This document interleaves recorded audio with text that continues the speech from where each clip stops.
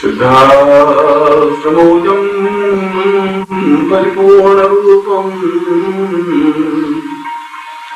ज्ञानाय दिव्यं चैतन्यरूपम् आप्रच्छभूमं परमं पवित्रम् दिव्यं सतां वै परिपूर्ण नित्यम्। आज मैं उस अत्यंत पवित्र और दिव्य सिद्धाश्रम के बारे में आप समस्त शिष्यों की जो जिज्ञासाएं हैं, जो इच्छाएं हैं, जो भावनाएं हैं और जो अनसुलझे प्रश्न हैं, उनका उत्तर देने का प्रयास कर रहा हूं, जो कि अपने आप में प्रामाणिक है और आज के वैज्ञानिक युग में भी सत्य है। इसीलिए तो इस श्लोक में सिद्धाश्रम को आध्यात्मिक चेतना का केंद्र कहा है। समस्त ब्रह्मांड को सही ढंग से संचालित करने की क्रिया बताया गया है और भौतिकता और आध्यात्मिकता का जो संतुलन होना चाहिए, वह संतुलन केवल इस सिद्धाश्रम के द्वारा ही संभव है और इसीलिए यह स्वाभाविक है कि आप सिद्धाश्रम के बारे में ज्यादा से ज्यादा जानें।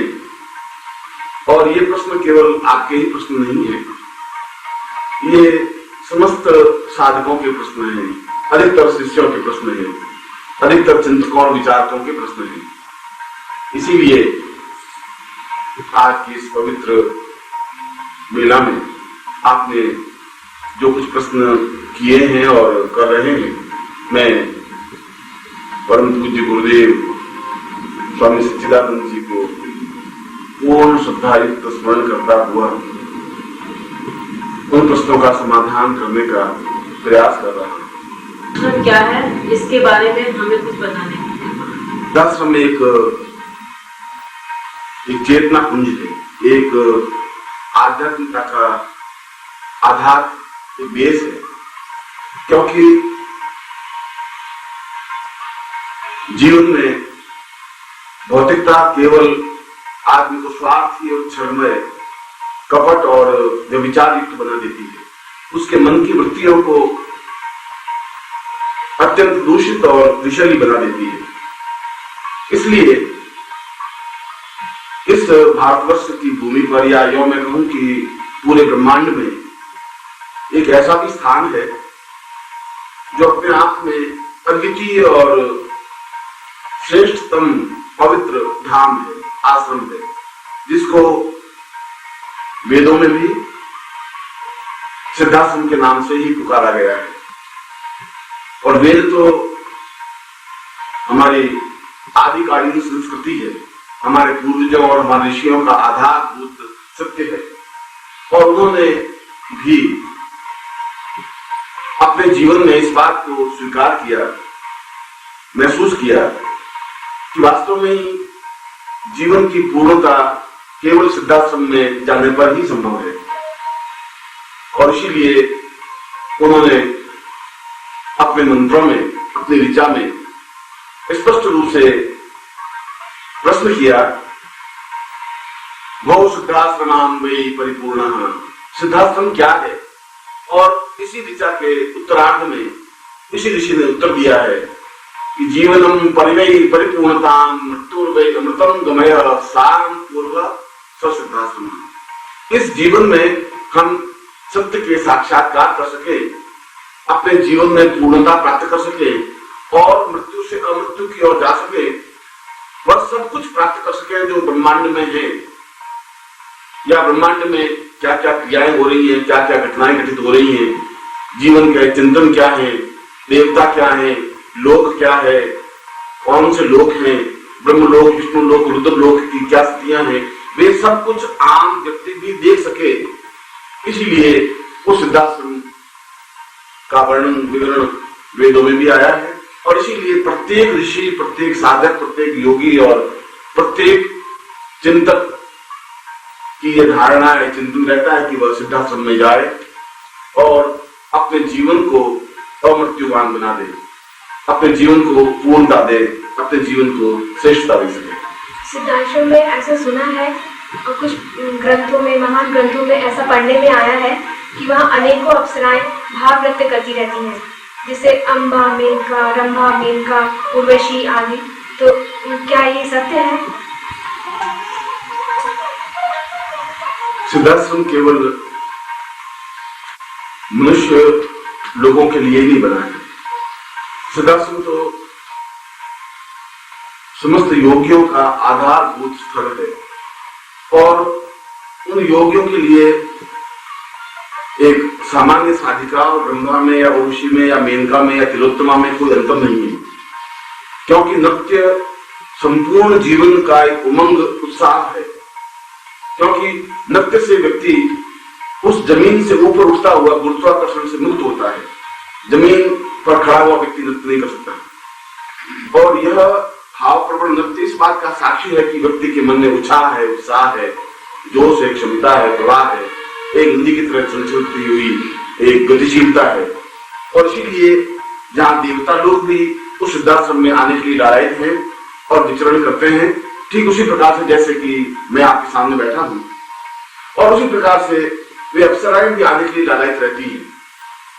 और वे जिस प्रकार से मैं आपको देख सकता हूं या आप मुझे देख सकती हैं, या जिस प्रकार से हम एक दूसरे से बात कर सकते हैं, ठीक उसी प्रकार सशरीर हम उनको स्पर्श कर सकते हैं, बात कर सकते हैं, उनका नृत्य देख सकते हैं। और एक पूर्ण शुद्ध शास्त्रीय नृत्य केवल विश्व में अप्सराएं कर सकती हैं, क्योंकि नृत्य की उत्पत्ति ही उनके नूपुरों के माध्यम से हुई है। और वे समय समय पर जब भी सिद्धाश्रम में कुछ विशिष्ट दिवस, गुरु पर्व, गुरु पूर्णिमा, सिद्धाश्रम दिवस, चैतन्य दिवस या कुछ ऐसे विशिष्ट पर्व होते हैं, तब वे स्वयं उनकी आकांक्षाएं रहती हैं कि हम उस सिद्धाश्रम में आए और अद्भुत अनिवर्चनीय नृत्य कर सके। और वे नृत्य करती हैं, विचरण करती हैं, देखी जा सकती है। और वहां के लिए यह कोई एक अनहोनी घटना नहीं है, वहां के लिए यह कोई अद्भुत करिश्मा नहीं है। यह तो एक जिस प्रकार से आम साधिकाएं वहां विचरण करती रहती हैं, ठीक उसी प्रकार से वे भी समय समय पर आती हैं और विचरण करती हैं, क्योंकि उनके शब्दों में भी यह स्पष्ट है कि उस सिद्धाश्रम के सामने स्वर्ग और इंद्र लोक अपने आप में अत्यंत नगण्य और तुच्छ है। क्योंकि जो सहज प्रवाह था, जो आनंद, जो मस्ती, जो चैतन्यता सिद्धाश्रम में है, वह स्वर्ग में भी संभव नहीं है, वह इंद्र लोक में भी संभव नहीं है। इसलिए उनकी भी इच्छा रहती है कि वे वहां आए, उनकी भी इच्छा रहती है कि वे वहां नृत्य करें, उनकी भी इच्छा रहती है कि वे अद्भुत गतिशीलता को प्राप्त कर सके और उन महान सिद्धियों के स्वामी योगियों का आशीर्वाद प्राप्त कर सके, जिससे कि वे अद्वितीय यौवनवती बनी रह सके, अद्वितीय सौंदर्यमयी बनी रह सके और उनके नृत्य में और अद्भुत अनिवर्चनीय निखार आ सके। इसलिए वे समय समय पर आती ही रहती हैं और अपने नृत्यों के माध्यम से, अपने शब्दों के माध्यम से, अपने संगीत के माध्यम से उस वातावरण को गुंजित करती रहती है। का क्या अर्थ है? इसे सिद्धाश्रम के नाम से ही क्यों जाना जाता है? यह एक महत्वपूर्ण प्रश्न है। ये महत्वपूर्ण प्रश्न इसलिए है कि सिद्धाश्रम क्या है। मैंने जैसे बताया कि आज का युग, और आज का युग ही नहीं, वैदिक काल से लगा करके आज का युग स्वार्थमय रहा है।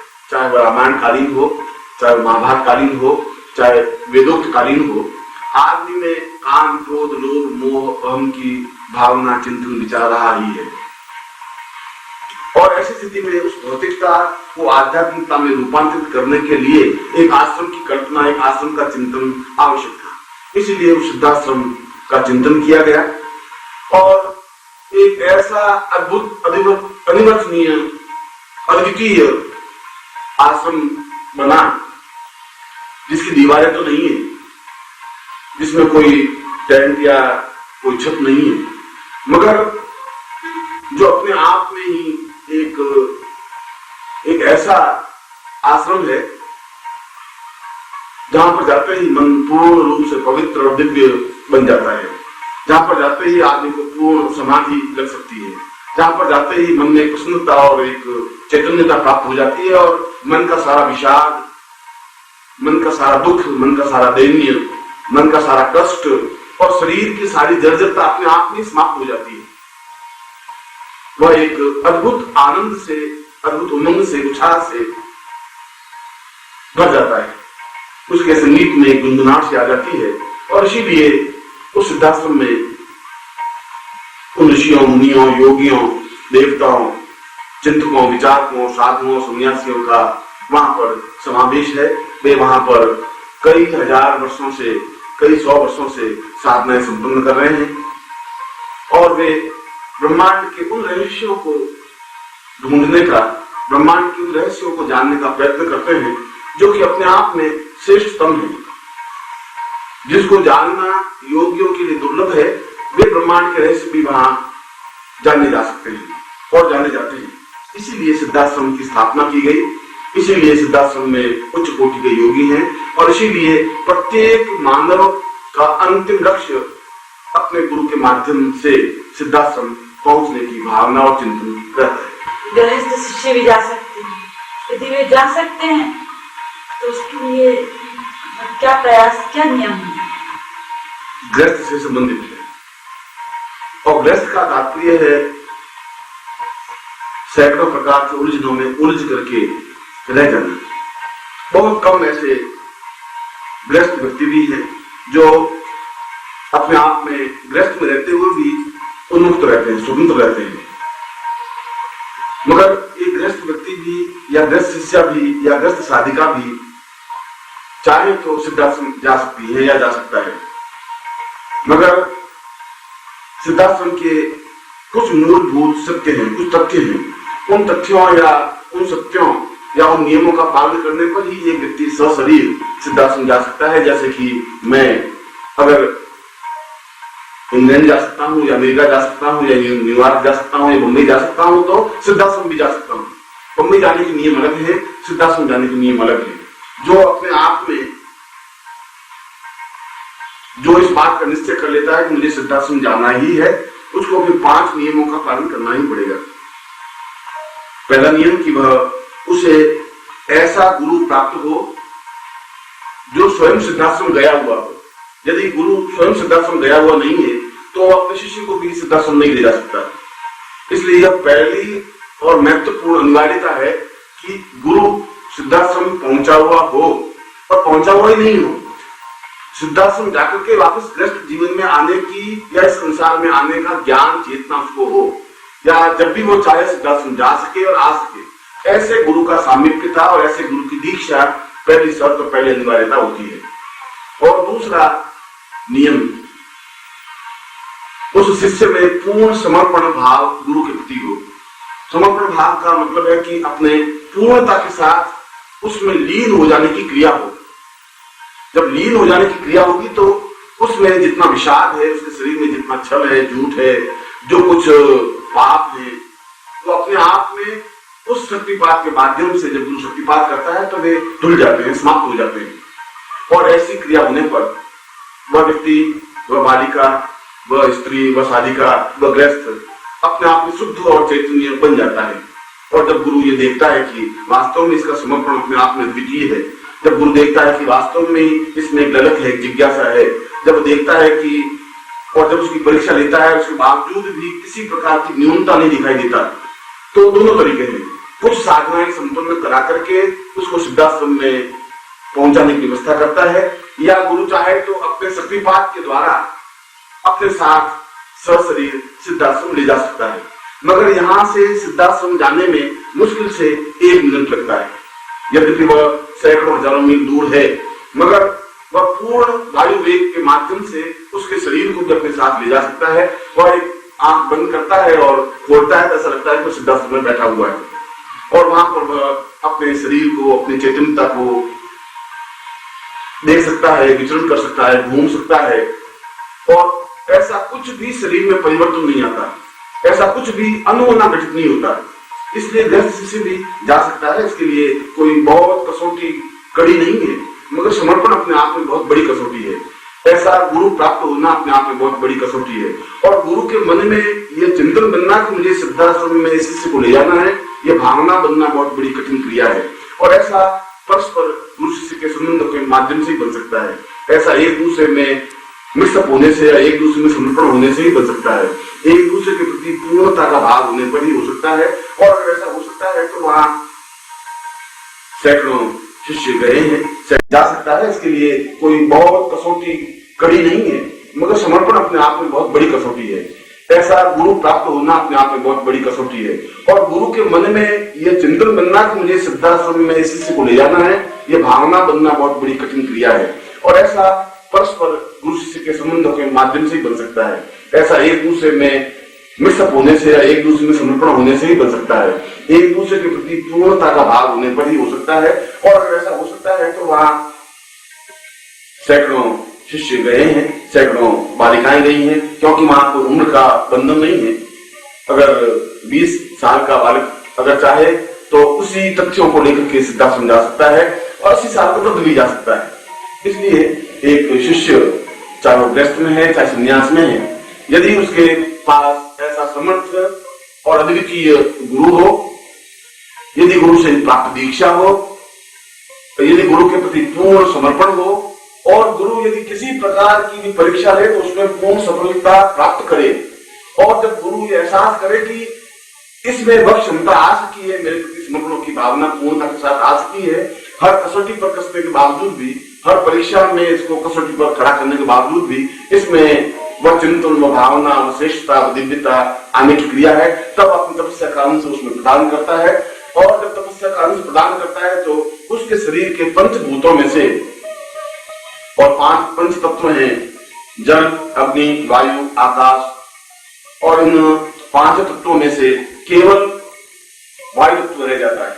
अग्नि तत्व समाप्त हो जाता है, भूमि तत्व समाप्त हो जाता है, और दूसरे जब तत्व समाप्त हो जाते हैं तो वायु तत्व के माध्यम से वह आकाश में विचरण करता हुआ उस गुरु के साथ सिद्धाश्रम में प्रवेश कर सकता है। और यह शिष्य की अद्वितीयता है, एक शिष्य का पूर्णता है, शिष्य का प्रारंभ दीक्षा है, तो शिष्य की पूर्णता सिद्धाश्रम में प्रवेश करने की है। इसलिए कोई भी गृहस्थ, कोई भी उम्र, कोई भी जाति, कोई भी वर्ण, किसी प्रकार का रंग और किसी प्रकार की शिष्यता या शिष्य अपने आप में सिद्धाश्रम में पहुंच सकता है। आपने बताया कि सिद्धाश्रम में कोई व्यक्ति से शरीर जा सकता है, लेकिन उसे गुरु की आवश्यकता होती है। ऐसे महान गुरु की कैसे हम पहचान करेंगे और कैसे उनकी कृपा प्राप्त हो सकती है? मैं सोचता हूं कि सबसे कठिन प्रश्न यही है। कठिन प्रश्न इसलिए है कि आज ही नहीं, पिछले अगर हम 25,000 वर्षों का लेखा जोखा करें तो बहुत ही कम योगी या साधक सिद्धाश्रम में जा सकते हैं, क्योंकि आम साधक या आम योगी या आम सन्यासी सिद्धाश्रम में नहीं जा सकता। उसके लिए एक ब्रह्म तत्व को जानने की पूर्णता प्राप्त हो, क्योंकि ईशावास्य उपनिषद में कहा है कि पूर्णमिदं पूर्णात् पूर्णमुदच्यते। जो व्यक्ति स्वयं पूर्ण है तो वह पूर्णता तक पहुंच सकता है। इसलिए सिद्धाश्रम में जाने के लिए उस व्यक्ति में पूर्णता का चेतना युक्त हो। मगर तुम्हारा प्रश्न यह है कि हम इस प्रकार के गुरु को कैसे प्राप्त करें, या क्या पहचान है कि यह गुरु या यह व्यक्ति सिद्धाश्रम में गया भी है या नहीं। और जहां तक मेरा अनुभव है, मैं सोचता हूं कि इस भारतवर्ष में ऐसे सैकड़ों पाखंडी, ढोंगी आश्रम के संचालक और व्यवस्थापक होंगे जो इस बात का दावा करते होंगे कि हम सिद्धाश्रम जा चुके हैं। और मेरी पुस्तकों को पढ़ने के बाद और मेरे प्रवचनों को सुनने के बाद में शायद 1,00,000-2 लाख व्यक्ति तो ऐसे साधु हो ही गए हैं जो सिद्धाश्रम में जाने की भावना व्यक्त करते हैं और अपने शिष्यों को यह कहते हैं कि मैं तो सिद्धाश्रम में गया हूं और मैं जा सकता हूं। मगर ऐसा संभव नहीं है। उसमें केवल अगर सतर्क निगाहें हैं, अगर तुम्हारी उनको उन भावों को पकड़ने की क्षमता है तो ऐसे गुरु को पहचान सकते हैं। उस गुरु को पहचानने की 3-4 स्थितियां ही हैं जिससे एक सामान्य व्यक्ति उस गुरु को पहचान सके। एक तो वह गुरु अपने आप में ही उसका चेहरा या उसका व्यक्तित्व, उसकी पर्सनालिटी अपने आप में स्पष्ट रूप से व्यक्ति से भिन्न कर देती है। ऐसा एहसास होता है कि यह एक अद्भुत और अनिवार्य व्यक्तित्व है। ऐसा लगता है कि जैसे यह अलग हटकर है। ऐसा लगता है कि आम व्यक्ति नहीं है, कुछ इसमें ऐसा है जो आकर्षण युक्त है, क्योंकि ऐसे व्यक्तित्व में और उसके पूरे शरीर में एक आकर्षण होता है। एक दूसरा, जब कोई भी साधु या कोई भी सन्यासी या कोई भी व्यक्ति किसी एक विषय पर ही बोल सकता है। अगर वो गीता पर बोलेगा तो जिंदगी भर गीता पर ही बोलेगा, अगर रामायण पर बोलना है तो वो जिंदगी भर रामायण पर ही बोलेगा। मगर पूरा वेद, पूरा शास्त्र, पूरे पुराण, पूरे उपनिषद जिसको कंठस्थ हो और कहीं से भी किसी का उदाहरण दे सकता हो, वह तो करोड़ों श्लोक है। वो करोड़ों श्लोक जिसके कंठ में प्रवृत्त हैं, जो सरस्वती स्वयं साक्षात रूप में जब कंठ में स्थापित होती है, तभी वह पूरे संसार के किसी भी विषय पर धारा प्रवाह बोल सकता है। यदि उसको अनुविज्ञान को बुलाना है तो बोल सकता है, और यदि वेद पे बुलाना चाहे तो बोल सकता है, और यदि किसी और विज्ञान या किसी और विषय पर बोलना चाहे तो बोल सकता है। यदि उसको कहे कि आपको चिकित्सा विज्ञान पर बोलना है तो वह उतनी उन वैज्ञानिकों के सामने वैसा ही वह बोल सकता है जिस प्रकार से कि वह उच्च कोटि का चिकित्सक रहा हो। मेरे कहने का तात्पर्य यह है कि जो प्रत्येक विषय में अद्वितीय बोलने की क्षमता रखता हो। और तीसरा कसौटी, इस प्रकार के व्यक्तित्व की सबसे बड़ी विशेषता यह है कि उसके पूरे शरीर से एक गंध सी प्रवाहित होती है, एक सुगंध सी प्रवाहित होती रहती है, जिसको अष्टगंध कहते हैं। यदि आपने पुराणों में पढ़ा हो तो जब पहली बार राधा कृष्ण से मिली और ज्यों ही उनके पूरे शरीर से समाहित हुई तो राधा ने छिटक करके कहा कि आपके शरीर से तो एक ऐसी सुगंध प्रवाहित हो रही है कि मैं अपने आप में सम्मोहित हो रही हूं, अपने आप में डूब रही हूं। यह सुगंध वेदव्यास ने भी कहा है कि कृष्णोवतां च गंधो सतः पूर्वः, कृष्ण के आगमन का ज्ञान ही उनके अष्टगंध के प्रवाह से हो जाता है। और अष्टगंध अपने आप में एक अलग गंध है, अलग सुगंध है, जिसकी किसी इत्र से कल्पना नहीं कर सकते, जिसका किसी सुगंध से मेल नहीं होता। उसके पूरे शरीर से एक अलग ढंग की सुगंध 24 घंटे प्रवाहित होती रहती है। उससे हम जान सकते हैं कि यह व्यक्ति, यह योगी, यह साधारण व्यक्ति सिद्धाश्रम जा सका है या सिद्धाश्रम से वापस आया हुआ है, क्योंकि अत्यंत पवित्र और दिव्य एक और दूसरा 16 कला पूर्ण व्यक्तित्व के शरीर से ही अष्टगंध प्रवाहित होती है। और ऐसा व्यक्ति सूक्ष्म शरीर से किसी के घर में जब जाता है तो हमारी ये आंखें जो चर्म चक्षु उसको देख तो नहीं पाती, मगर सुगंध शरीर में और घर में व्याप्त हो जाती है। उससे एहसास हो जाता है कि शायद वह व्यक्ति हमारे घर में आया है, वह गुरु हमारे घर में आया है। वह एक सुगंध का झोंका होता है और उसके शरीर से निकलती हुई सुगंध से एक अपने आप में समाधि की अवस्था हो जाती है, अपने आप में एक तन्मयता की अवस्था हो जाती है। इस प्रकार के व्यक्तित्व को अपने आप में समेट लेने की क्रिया, अपने आप में पूर्णता दे देने की क्रिया भी अपने श्रेष्ठ